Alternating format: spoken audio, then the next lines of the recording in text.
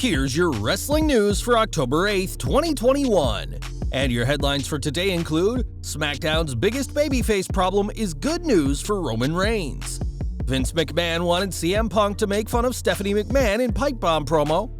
Pat McAfee on not being invited by WWE for Saudi Arabia shows.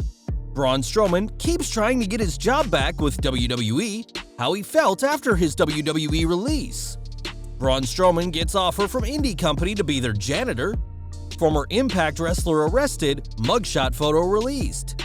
Twitch data leak reveals insane payouts for Paige, Adam Cole, and more. We're kicking off with SmackDown, and after 3 years of dominating Raw and 2 WWE title reigns, Drew McIntyre's move to the Blue brand was inevitable. When the post-draft rosters come into effect after Crown Jewel, McIntyre will be SmackDown's top babyface, above the likes of Kofi Kingston, Shinsuke Nakamura, Cesaro, Jeff Hardy, or Ricochet. Out of these superstars, it's extremely doubtful that anyone other than Drew has a chance of becoming Universal Champion in the next year, but the likes of Kingston or Nakamura could be cannon fodder for Roman Reigns at a B-Show pay-per-view. A month-long Reigns-Nakamura feud or Reigns-Kingston story could be fine for the likes of Battleground or a Saudi show, but it's been years since either man defeated a top-tier superstar on pay-per-view. As for Cesaro, he was booked strong for the first half of 2021, culminating in a Universal title match at WrestleMania Backlash, but after losing to Reigns last May, the Swiss Superman has tumbled down the card. It doesn't appear that WWE plans on giving him another title shot, and his solo opportunity against Reigns last May now feels like a distant memory. Jeff Hardy remains one of wrestling's most popular superstars despite some shaky booking by WWE. After a one-week cameo in the 24/7 title picture, a title he failed to win, Hardy has been recently seen putting over Damian Priest in US title matches, a title he hasn't held in 3 years. With Jeff's popularity and the Men's Royal Rumble drawing closer, WWE wouldn't have to do much to build the charismatic enigma up for a title match with Reigns, but given his booking in recent years, even the most die-hard Hardy fan would struggle to believe that he could topple the head of the table. And then there's Ricochet, who's been jumping between low-card and jobber status ever since he was squashed by Brock Lesnar at Super Showdown 2020. If there's a silver lining to his career, it's that the draft and the move to SmackDown means he'll be moving away from the 24/7 title, which can only help his career. Perhaps the one and only will be this year's Cesaro, in that, like the Swiss Superman last year, WWE will take a guy who's usually beat and push him for months to build a credible challenger for Roman Reigns.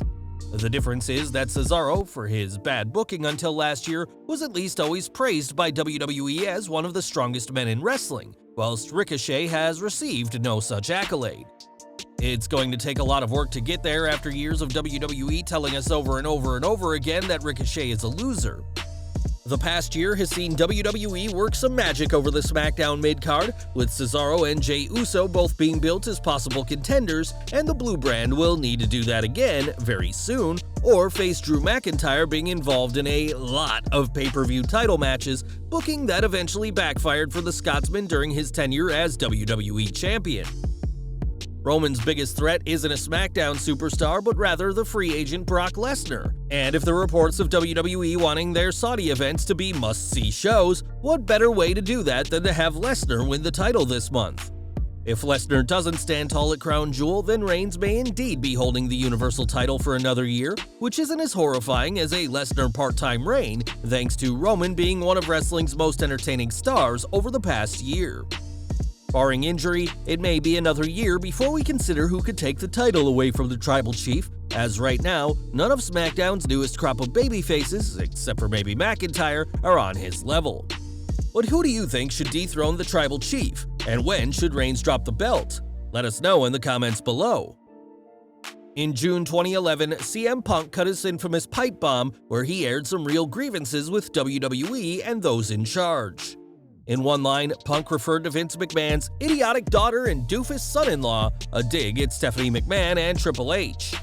Taking a shot at the boss's daughter almost always leads to some kind of punishment, but as Punk told Sport 1 Wrestling this week, calling Stephanie an idiot was more than fine with the chairman. I had to make an outline for Vince, and I didn't say anything I wrote in the outline. I just know that I needed him to agree, and then I went out there and said whatever I wanted. I knew what I wanted to say, I knew I wasn't stepping over the line, and I knew nobody was going to be pissed at me. The thing with live television is, it's easier to ask for forgiveness than permission. If I would have asked him to say all that stuff, he would have been like, don't mention Brock, don't mention Paul Heyman. Those guys at the time were persona non grata. He would have been like, what the hell is Ring of Honor? Don't mention New Japan. I knew to make it the special piece of art that I wanted it to be, I had to go out there and say all of that. I wrote up a mock draft of it and he said, yeah, this is great. He asked me to add something making fun of Stephanie. I was like, okay. I went out there and I did it, and it was so good it doesn't matter. Under his boss's orders, Punk went out on live TV and called Stephanie an idiot to millions of viewers around the world in what was an epic moment for Punk and an awkward moment for the daughter of Vince McMahon.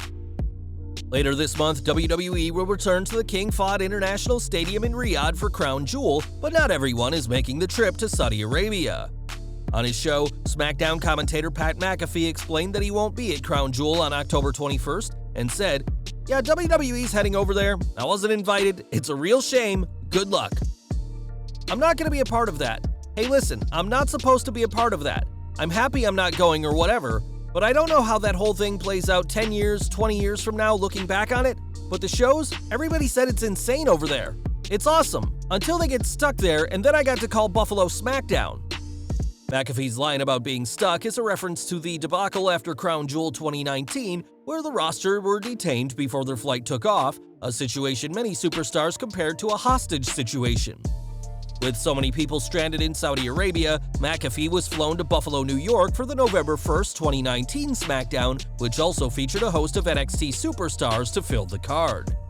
McAfee referring to the wrestlers getting stuck in Saudi Arabia as insane is apt, as there's no chance this disturbing situation couldn't happen again, which explains why the talented commentator is happy to sit Crown Jewel out. This past June, Braun Strowman was cut from his lucrative $1.2 million a year contract in one of the most shocking cuts to any WWE roster. Strowman's last match had been a WWE title opportunity at WrestleMania Backlash, which came a month after his monumental victory over Shane McMahon at WrestleMania 37. Speaking on Control Your Narrative, the former Universal Champion spoke about his release and the toll it's played on his mental health. It's scary still, I'm not gonna lie. I kinda put all my eggs in one basket there for quite a long time, and the basket got thrown away. Did it end how I wanted it to? Of course not, and I've been hearing it a ton. Well, you said you'd never wrestle again when you were done with WWE. Well, I was forced to be done. I said I would never wrestle for another company when I took my boots off for WWE. I never took my boots off, I never had an opportunity to put them back on and to come to work. I ain't gonna lie, it sent me into a pretty bad place. Strowman went on to say that although he's grateful for WWE and had a blast there, it consumed his entire life, and now he's trying to make up for lost time with family and friends. Strowman concluded by saying that all the three-letter companies have reached out to him, but which company the former Universal Champion ultimately signs with remains to be seen. It's been rumored for some time now that Strowman will debut later this month for Impact Wrestling at Bound for Glory, but the monster among men may have other plans entirely.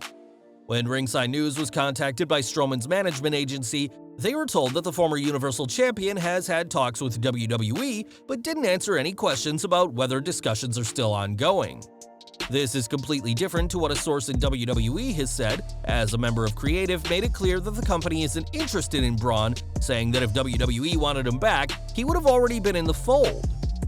When Ringside News asked again, they were told that any talks between Braun and WWE have been one-sided, as WWE hasn't approached Strowman, but it's the former superstar who's trying to get his job back. When both the Raw and SmackDown writing teams were asked, they were said there was no interest in Braun, and that's also what the teams told Vince McMahon, Bruce Pritchard, and John Laurinaitis. When asked about this lack of interest by WWE, Strowman's management agency refused to comment, as the former Universal Champion may indeed be debuting for Impact soon, but it's apparently not his first choice.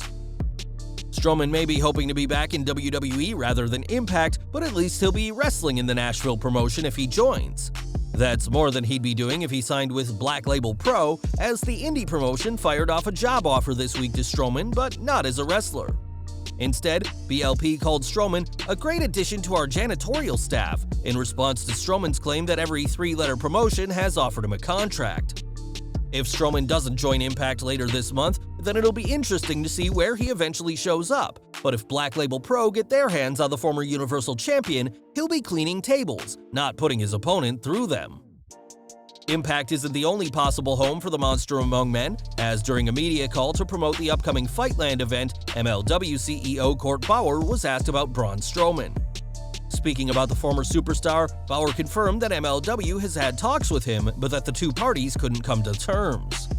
Bauer was quick to refute the rumors that Braun had a steep asking price, but didn't explain why the two sides couldn't make a deal. Since his WWE release, Braun has had just one match, appearing at EC3's recent Free the Narrative event, and after his cringe-inducing angle with Shane McMahon earlier this year, the question of where Strowman will wrestle next has proven to be his most interesting story this year. We've got some worrying news regarding former Impact wrestler Chris Harris, who was reportedly arrested this week. PW Insider reports that Harris, a 7-time NWA World Tag Team Champion, was arrested on Tuesday on charges of operating a vehicle under the influence of alcohol, and was also unable to provide valid insurance for his car. With a $2,500 unsecured bond to his name, Harris was bonded out of Kentucky's Kenton County Jail the following morning and will appear in front of a judge on November 2nd for a pre-trial conference ahead of his sentencing. In an update, Kenton County Jail released the mugshot of the former Impact wrestler, and their record shows that he blew a .8 in the blood alcohol breathalyzer, well over the legal limit, making him legally impaired. Hopefully, whatever sentence he receives will deter Harris from making the same mistake, as he's greatly lucky that no one was injured or worse during his drunken ride. And we're ending today with Twitch, as the popular streaming service was recently hacked, with tons of private data being made publicly available. This leak came just days after Facebook, WhatsApp, and Instagram all shut down, and the wrestling world has been hit hard by the leak of information. The Verge reports that this data breach included the payouts of some wrestlers on Twitch, and the leak revealed the annual payouts of some of its streamers. It was revealed that in the last year, Paige earned $478,224 from streaming on the site. Zelina Vega earned $341,748 from streaming, while Adam Cole, now free from WWE's rules, earned $318,080. Interestingly, wrestling's quintessential gamer Xavier Woods earns just $24,431 streaming, but there's no word on what his separate Up Up Down Down channel earns. Impact Wrestling, who up until recently broadcast their weekly TV show on Twitch, earned $69,140 in the past year. After seeing these numbers, it explains why Paige, Vega, and Cole were so adamant about not giving up their channels when WWE implemented their no third-party deals rule, as gaming for fans has proven to be a high earner for many people in wrestling. Well guys, that's our news for today. Please share your comments below. Also hit the like button, subscribe to our channel, and hit the bell icon to receive all notifications. And as always, thanks for watching.